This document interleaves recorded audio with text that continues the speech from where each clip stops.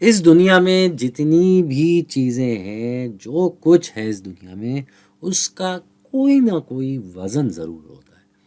तो वज़न जो है, जिसको हम अंग्रेज़ी में वेट कहते हैं, ये हर चीज़ का कुछ ना कुछ होता है। असल में हमने तो ये आम तौर पे ये लफ़्ज़ इस्तेमाल किया होता है किसी भी चीज़ का वज़न नापने में कि वो कितना भारी है, लेकिन साइंसी ज़बान में अगर देखा जाए तो इस चीज़ को मादा कहा जाता है, यानी कि मास। कि असल में उसमें मास कितना है, उसका मादा कितना है उसके अंदर। और वज़न और वेट जो है वो साइंसी ज़बान में जो है वो मास को आपकी ग्रेविटी मतलब 10 से समझे ज़र्ब करके वो आता है। खैर वो अलग कहानी है। अभी हम सिर्फ ये समझना चाह रहे हैं कि ये वज़न होता क्या है। ये हम आम तौर पे ग्राम में जो है वो नापते हैं। और ग्राम के अलावा हम इसको केजी यानी कि किलोग्राम में भी नापते हैं। तो ग्राम का और किलोग्राम का जो आपस में ताल्लुक़ है वो ये है कि 1 किलोग्राम के अंदर 1000 ग्राम होते हैं। तो इसको मज़ीद समझने के लिए हम अपने सामने एक मौक़ब ले आते हैं। मौक़ब जो है उसकी लंबाई, गहराई और चौड़ाई ये तीनों चीज़ें बराबर होती हैं। ये जो हमारे सामने मौक़ब बना हुआ है, इसमें हम समझ लेते हैं कि ये तीनों 10-10 सेंटीमीटर की हैं। 10 सेंटीमीटर की लंबाई है, 10 सेंटीमीटर की गहराई है, 10 सेंटीमीटर की चौड़ाई है।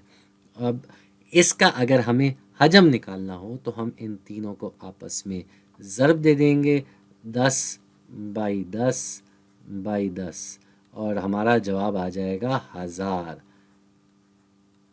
1000 आ जाएगा हमारा जवाब। तो ये कितना होगा? ये दरअसल होगा 1000 फ़ी मौक़ब सेंटीमीटर। और ये बराबर किसके है?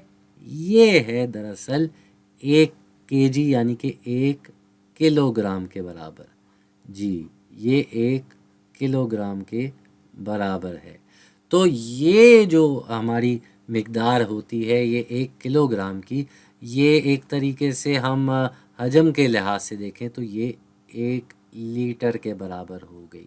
जी, तो आप तभी जब दूध लेने जाते हैं तो आप कभी 1 केजी दूध बोल देते हैं या आप 1 लीटर दूध बोल देते हैं, तो ये आपस में एक जितने ही होते हैं।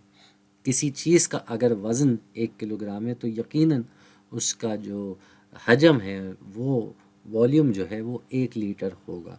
और लीटर वॉल्यूम इस तरह का जो होता है वो हम रकीक चीज़ों का निकालते हैं, लिक्विड चीज़ों का।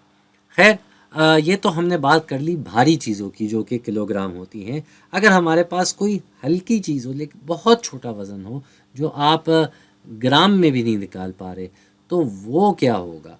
वो कहलाया जाता है मिलीग्राम। अब मिलीग्राम कितना होता है भाई?